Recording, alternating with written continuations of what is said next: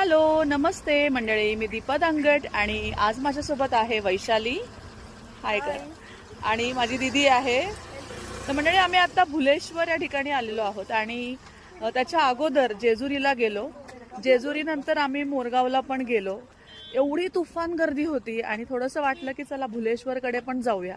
तिकडे थोडंसं आपल्याला निवांत मिळेल जागा, वेळ आणि दर्शन पण मस्त होईल.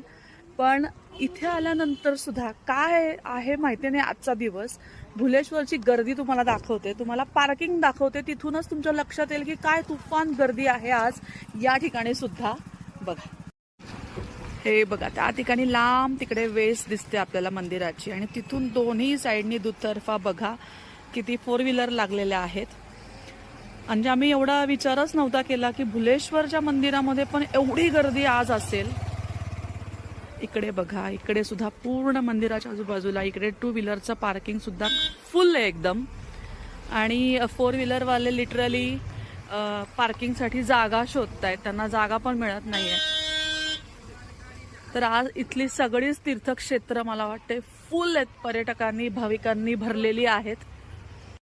चला आता आलोच आहोत तर आम्ही दर्शन करून येतो आणि तोपर्यंत भेटूयात पुढच्या व्हिडिओमध्ये. बाय.